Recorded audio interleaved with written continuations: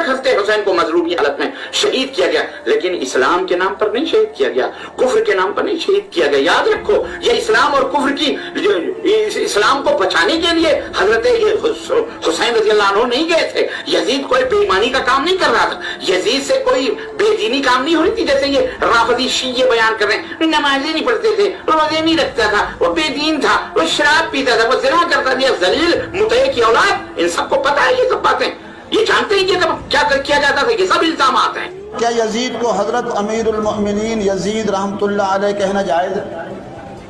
तो मेरी इस बारे में जो राय है और इस्तिखारे के बाद राय है कि हमें मुहतात अंदाज में एक दो अल्फाज ज़रूर कहने चाहिए। वो लफ्ज़ आप और ज़्यादा नहीं तो कम अज़ कम इतना कहना चाहिए कि हज़रत यजीद रहमतुल्लाह अलैह, हज़रत यजीद रहमतुल्लाह अलैह कहना चाहिए।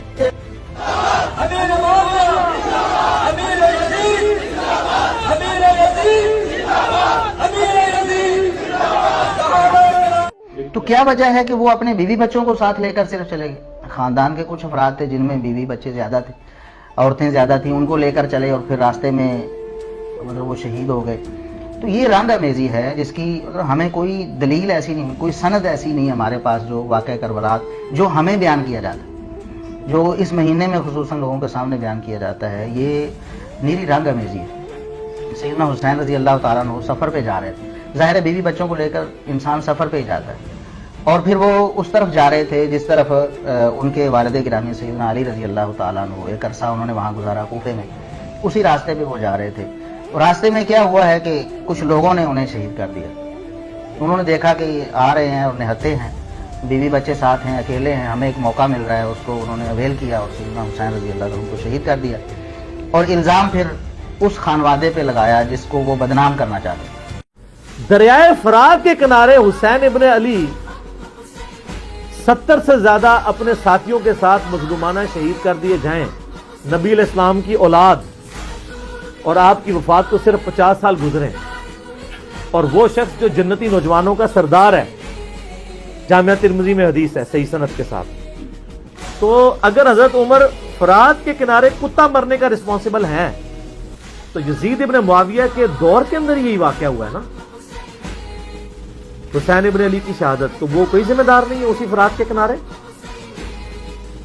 और ये मैं इन मुफ्ती साहब से पूछूंगा कि अहले सुन्नत के अइम्मा का यही अकीदा है? ये तो सऊदीया ईरान की टसल के बाद यजीद के तरफदार पैदा हुए हैं, पहले तो कोई नहीं रहा। ये कहां से आप उम्मत में अकीदा जो है वो प्रोपेगेट कर रहे हैं, और आप हमदर्दियां कर रहे हैं आके उसके साथ?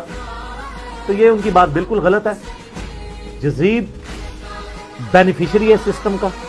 कूफे का गवर्नर था नुमान इब्ने बशीर, सहाबी रसूल सल्लल्लाहु अलैहि वसल्लम। जब हजरत हुसैन अलैहिस्सलाम के बारे में पता चला यजीद को कि ये आ रहे हैं वहां पे और कूफे से ये एक क़याम करेंगे और दावत हक लॉन्च करेंगे, सबसे पहला उसने डिसीजन किया कि नुमान इब्ने बशीर को कूफे के गवर्नरी से हटा दिया। यहीं से इसकी 2 नंबरी शुरू हो गई है।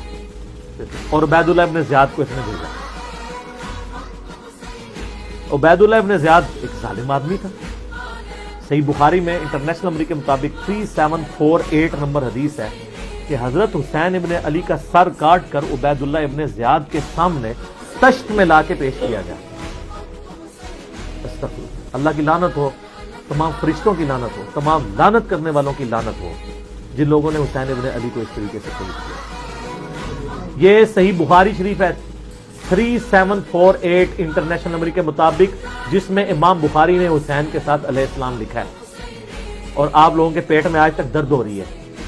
दारुस्सलाम वालों ने तहरीफ करके अलैहिस्सलाम काट दिया इसमें से, लेकिन सऊदीया का जो मकबरा तो शामिल है उसमें मौजूद है।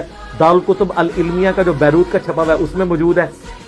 और अहले हदीस की जो सबसे बड़ी साइट है हदीस की किताबों की, sunna.com, उसमें मौजूद है। इस्लाम 360 में मौजूद है, और उसमें भी अरबी में अलैहिस्सलाम है, उर्दू में मौलवी ने रज़ियल्लाहु तआला अन्हु किया हुआ है। तहरीफ, ये है तहरीफ।